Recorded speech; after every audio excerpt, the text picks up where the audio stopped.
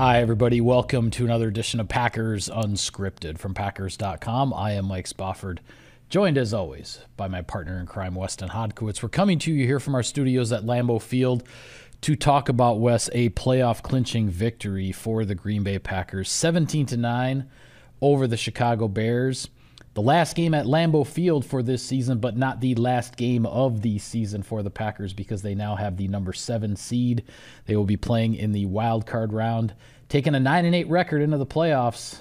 Hang on, here we go. Here we go, buddy. I'll tell you a little story here, a little story time with Wes Hod to start the show. All right. Last year, my good friend Rob Domofsky, for as much crap as I give him, I actually watched his son Hogan during his run-up to the state championship with the De Pere boys basketball team. Yep. Went to all the tournament series games, and they were lucky enough and fortunate enough to win the Division I state title at the Kohl Center.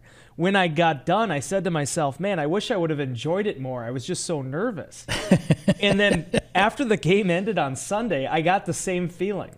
Like, it was like I didn't want to talk to anybody. Our boss, Duke Bobber, in the last 2 minutes of the game was trying to tell me, hey, this is what's happening with the Rams right now. This is what's going on with the 49ers. And I was like, nothing. I want to hear nothing. I want this game to be over. I want the Packers to advance, and then we could talk about everything else later. Yep. But as I've stepped back from it, we're now 2 days after the fact of this game. What a fun football game that was from the Green Bay Packers. The way that Jordan Love performed, to have Aaron Jones with his third consecutive 100-yard game, and then certainly Dontavian Wicks being the latest receiver to step up for them. The Green Bay Packers, so many times, Mike, the chips have been down, they've needed to rally, and they did it once again. And they got the 3 victories they needed to, as you said, get themselves back in the postseason. Yeah, when you look at this game, it all starts with how Jordan Love performed. And we've always, we've wondered, because not that there haven't been big games, but you always wonder when it's a first-time starting quarterback, how is he going to respond when the pressure is really on, when you have to perform? Jordan Love went out last week at US Bank Stadium in a do-or-die game and showed what he's made of. And he showed even more, I thought, against the Chicago Bears. That was an absolute tour de force performance. 27 out of 32, 316 yards. He goes over 4,000 yards on the season, a 128.6 passer rating against a defense that, as we had talked about all last week, had been allowing only 15 points per game. And quite frankly, Wes, I wrote about this, mentioned this in a couple of the things that I wrote. I thought the Packers completely dominated this game in every facet except the scoreboard. Yeah. They didn't score as many points as they should have. The fact that this game ended 17-9, I'll give the Bears some credit. They certainly made some plays that made some things difficult on the Packers, but it felt to me like the Packers were just stopping themselves and not being able to put this game away offensively until the final drive. To be able to kill the last 6 minutes, 8 seconds, you're backed up on your own 6-yard line in a one-possession game, 6 minutes and 8 seconds, 4 first downs. The Packers put the game away with their offense on the field. I thought it was a nice reward for the defense to not have to go back out on the field after a pretty solid performance from Joe Barry's crew. Well, and what a way for the defense to leave the field, right, with Carl Brooks' sack pushing the Bears out of field goal range, out of scoring range. They had to punt the ball despite being down 8 points with 6 minutes to go. Yeah. And then they don't get the ball back. Yeah, it ended up, it was 4th and 22 or something. I mean, yeah, in any almost, a normal, any kind of normal down and distance on 4th down, the Bears are probably not punting that football. Because if you get a 3 and out, you get the ball back 90 seconds later, 2 minutes later. But Green Bay did not allow that to happen. Michael, I want to talk to you about that 6-minute drive. I want to talk about how good Green Bay has been in 4-minute situations this season. But before I do that, I just want to expand on the Jordan Love piece, because you're right. There was some adversity that hit this team in this game, and it was not being stopped on 3rd down. It was the missed 41-yard field goal. It was the missed opportunity right before halftime when the clock ran out. It was Jordan Love trying to extend for a first down on a scramble and then fumbling the football. Right. Every time, though, when there could have been a moment for Jordan Love to falter, to wilt, he came back. And in so many ways, this game against the Bears reminded me of what we saw from him against Kansas City. This kid does not blink. Yeah. He is calm, he's collected, and he made some incredible throws throughout, including on that 6-minute drive to finish this thing in some key situations as well. Yeah, absolutely. The third down conversion throws to Jaden Reed on the 3rd and 2, and the Packers are still inside their own 20-yard line. Then he, steps up, buys some time, and finds Tucker Kraft on the 3rd and 8, where there was still enough time there for the Bears. If the Packers are punting there, they don't convert on 3rd and 8. There's still enough time for the Bears to possibly go down and tie up the football game. He hits Kraft, and then Aaron Jones finishes it off with the final first down that allows them to then kneel it out. Jones, as you said, his 3rd straight 100-yard game, and this one came against the number 1 rushing defense in the NFL. Really impressive. Number 2 now. Really impressive what Aaron Jones has done down the stretch, and we've talked so much about how much he's meant to this offense. But for him to average 5 yards a carry against one of the top run defenses in the NFL, and you've made these statistical comparisons before. His longest run was 17 yards. It's not as though that average was skewed by a 40 or a 50-yard run that he busted out somewhere. Those are great when they happen, but when you're looking at the big picture and you're averaging 5 yards a carry and you didn't even have a carry longer than 17 yards, that just shows how consistent that production has been up front by the offensive line, opening holes, the tackles that Aaron Jones can break, making guys miss. He is at the top of his game right now, Wes, and we hadn't seen that really since week 1 when the hamstring first, went out on him crossing the goal line at Soldier Field. Aaron Jones is at the top of his game, and that has helped this offense get to the top of its game. 100%. I mean, when you look at 3 straight games with 100 yards rushing and the Packers winning all 3 of those games, that's really as easy as it boils down to. When you're getting production like that from Aaron Jones, it shows. 20-1 now in the regular season under Matt LaFleur when Aaron Jones gets at least 100 total yards. 21-2 all time underneath Matt LaFleur in those circumstances. This guy is looking as fresh as he's looked all season. Yep. He's looking fast. He's looking powerful. And while he was very explosive in that win against Minnesota, he actually came back, and you could have told me that was Jerome Bettis by the way that he was moving piles, keeping his feet moving, looking like a guy that is really trying to pull this team on his back to get them back to the playoffs. Nobody wants him more than him. And as I tweeted, you probably didn't see it because you were doing the live blog, but I took that old Grinch little meme, GIF, whatever you want to call it, when his heart is kind of busting out of the frame when he's trying to get the sled from falling down the hill. That's Aaron Jones. Yeah. He puts it all out there. And at a time in which they did not have A.J. Dillon at all, he wasn't even in the cards because of the stinger. This thing needed to be on his shoulders, and he was the bell cow that the Packers needed him to be. Yeah. Well, I want to talk about this defensive effort because I certainly don't want to overlook it, but I want to go back and make one more point about Jordan Love because my favorite sequence when you talk about the no blink and the response to adversity, Jordan Love fumbles the ball away on the scramble. The Bears recover. It's 14-6. The Bears drive and kick a field goal and get to within 14-9 early in the fourth quarter. It's a game the Packers have absolutely dominated, but yet there's most of a quarter left to play. You're only up by 5 points. Anything can happen. The very next play, his very first snap after fumbling the ball on the previous possession, what does Jordan Love do? Play action, bootleg to the left, fires it downfield for Jaden Reed, hits him in stride, big play, 59 yards down the field, and the Packers are in position to get points again. He just lets it all hang out there. I mean, that fumble was critical and could have completely shifted the momentum of this game. And what did Jordan Love do? He went out and just took it right back and just didn't let the only turnover of the game, didn't let it bother him. And that's something that, as Matt LaFleur said after the game, you can't teach, you can't coach that kind of stuff. That's just in him. That's who he is. And we've seen it start to come out more and more as this Packers offense has had more and more success. I've said it for 3 years, Michael, whether it's just the way he handled being behind Aaron Rodgers or how he's handled becoming the starting quarterback of the Green Bay Packers, Jordan Love has just completely aced this test. He has been at every part of his career now in year 4. He has been the player the Packers have needed him to be. Year 1 was all about learning. Year 2 was about showing strides. Year 3 was showing he could do it. Yeah. And Year 4 is proving that he is a bona fide NFL starting quarterback. And before we pivot to the defense, I just want to mention this quickly. Aaron Jones, everything he did on the run, 5 catches on 5 targets. Dontavian Wicks, you look at his stats, 6 on 7. Bo Melton steps up again with another 5 catches. The Packers lose Romeo Doubs in the first drive of this game, has to go to the hospital to get observed for that chest injury, is allowed to come back but doesn't play in the rest of the game. And it didn't matter. Jordan Love was Jordan Love. And the guys around him, I think there's so much to be said for how these guys, when they're given their opportunity, respond to his leadership.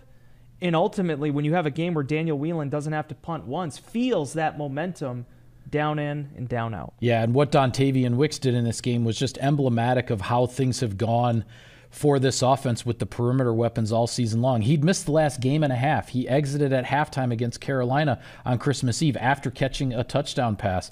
He misses 1.5 games. He comes back and he scores 2 touchdowns. He gets both of Jordan Love's touchdown passes. And for those who haven't seen it, I would encourage them to check out your story, the Key to the Game story that was posted on Sunday night. Dontavian Wicks playing with a heavy heart. That game on Sunday, the date was the date of the birthday of one of his 3 Virginia football teammates that was murdered in that tragic shooting in Virginia before Dontavian Wicks came to the NFL. So please check out that story. You found out about that. Wicks was talking about it at his locker after the game. Really good story, and just definitely worth the read. Well, and to understand what he went through and what that football team went through last year, it's something that they're going to carry with them the rest of their lives. And you can go on Virginia's page. They still have the emblem with the V, and acknowledging and remembering the 3 players. In this case, Lavelle Davis Jr. was the one that unfortunately lost his life in that. Would have been 22 years old on Sunday. And as you know, Dontavian talked about afterwards, kind of playing through him, living through him a little bit there. And after his second touchdown mentioned, he did go to the sideline and cried. You know, just an emotional evening. But my goodness, Michael, this 5th-round pick, when you saw all those stats he put together his junior year, breaking Herman Moore's single-season record, you're understanding more and more why this guy is the player that he's become here in a very short amount of time. Yeah, absolutely. Well, we do need to shift gears to the defense, and I'll just start with this, Wes. If you had told me all the discussion and previewing this game and everything last week, talking about what the Bears were going to have to do in order to keep the Packers on their heels and possibly ruin Green Bay's season, if you had told me that the Packers were going to hold Khalil Herbert and Justin Fields to a combined 55 yards rushing between those 2 guys, I would have said the Chicago Bears are going to have a really hard time winning this game, and that's exactly what went down. On 20 carries / scrambles. It's not like it was a situation where the Packers got up and the Bears just had to start throwing. Right. They tried their darndest, but they couldn't get a single carry of more than 9 yards in this game. And it was a full attention to detail approach matched with a natural aggressiveness that I thought was really integral to this thing. Kenny Clark mentioned it. They ran a lot of inside stunts with their defensive tackles. You'll see that a lot with edge rushers, just trying to confuse the tackles a little bit. But when you do that in the interior, it's just trying to muddy things up. It's trying to get bodies moving. It's trying to close up gaps. Yeah, Carl Brooks has become outstanding at that. Yes. He throws his body into multiple offensive linemen, as you say, to muddy things up, to muddy the waters, and that's created opportunities for sacks. I actually have the video of a couple of those in my What You Might Have Missed piece that's on the website if you want to check out those clips. Kenny Clark and Carl Brooks are becoming quite the tandem when they get that stunt call in the middle. Yeah, and then Kenny was able to get his now up to 7.5 sacks on the season off of that. The Packers it was perfect, man. They only allowed 4 plays of more than 16 yards in terms of just the explosiveness passing wise, but by not allowing Herbert to get going, it neutralized everything the Bears wanted to do offensively. Back-to-back games for Herbert with over 100 yards rushing. Green Bay kept him to 28 on 12. Yeah. Justin Fields, we talk about it all the time. He's going to get his yards. This game, he did not get his yards. And while they didn't turn over the football, while they played relatively clean, there was just nothing spectacular about what the Chicago Bears offered. And then when they would get into the 3rd and long situations, they could not stay on the field. Green Bay, again, for everything they've been through over the last month, I felt like that was one of the strongest defensive performances they've had this season. Yeah, 5 sacks of Justin Fields, and more importantly, 4 of those 5 on third down. Timing is everything, right? You get a sack on third down, that's how your defense gets off the field. The Bears, if I'm not mistaken, the Bears had 6 possessions in this game, and all 6 of them they crossed the 50-yard line at some point on each of those drives. The Packers defense rose up in the moments that it needed to. I mean, to have 6 possessions by the opponent that crossed the 50-yard line, and there are only 9 points on the board, 3 field goals, one of those being the doink, the deflection that goes in. This was a game that the Packers defense was big in the clutch, in the big moments to keep the points off the board, and you hope that's something that can continue, because we'll talk a lot more about Green Bay and Dallas and the big matchup in the wild card round coming up on Sunday. 2 offenses that are going to move the ball a heck of a lot, and it already looks like a game that's probably going to be decided in the red zone. Who's going to be able to finish drives and who's going to settle for field goals? The Packers defense can keep this up and force a couple of field goals. That could be the difference in the game. And my last point on this, because you need it all. You need to have the pressures. You need to have the sacks. You need to have the defensive line contributing the way they did. You're going to need to bottle up Tony Pollard. But, Michael, there's a 2-time All-Pro cornerback that was back on the field on Sunday for Green Bay. The shoulder injury appears to be behind him. The issues that led to the suspension appear to be behind him. And Jair Alexander, to me, looked like he was having fun again out there. It's going to take some time. It's going to take some time to get his wind back and feel the way he wants to feel to be out there. Yeah. But when you're talking about a test like DJ Moore and what the explosive possibilities are of the Bears offense, now you're ready for CeeDee Lamb. You ready for these challenges that Dallas is presenting? If there was ever a time for number 23 to be back on the field for the Green Bay Packers, this is the time. This isn't 2021. He's not coming back to play 8 snaps and dime. They need him out there as much as possible. Yeah. And I feel like this is definitely the leap, the step, the propellination,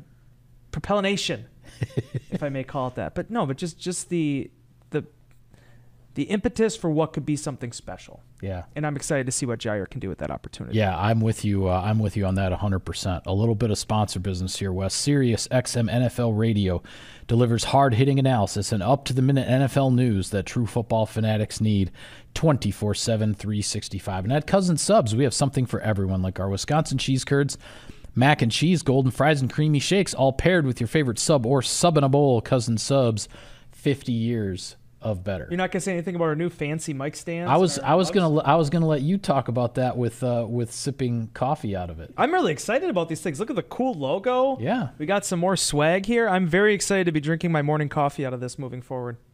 There you go. I'm not a coffee drinker, but I will still display it. You could get hot apple cider. That's true. I could. You're right. You're right. I could. You.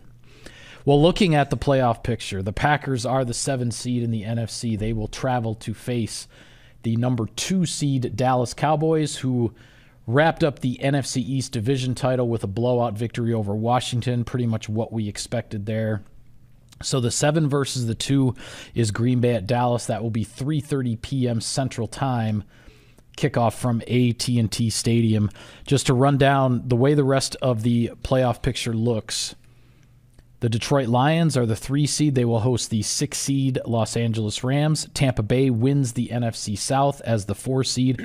They will host the 5 seed Philadelphia Eagles. San Francisco is the 1 seed with the lone bye. That's how the NFC looks right now.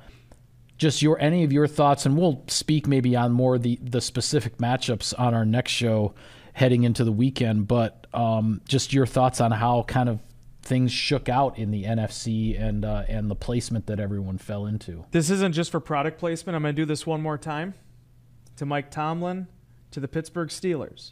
Because if Pittsburgh doesn't get the job done against Seattle, the Green Bay Packers aren't in the playoffs. Right.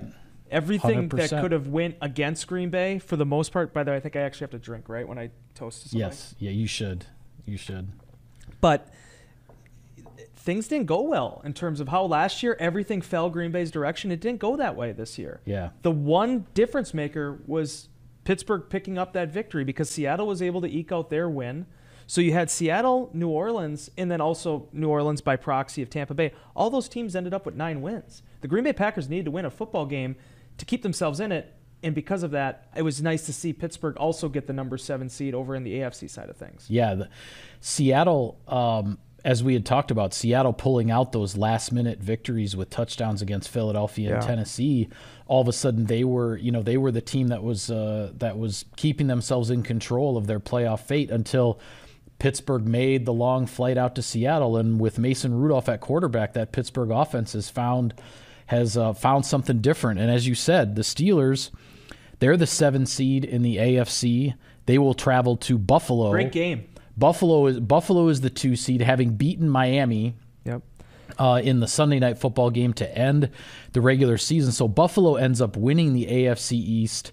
Quite the game there, though, too, because actually if Miami had won that game, it would have been, based on the seeds, a rematch the following week. Buffalo would have been right back at Miami to play them again in the wild card round. Instead, Buffalo jumps up to the 2.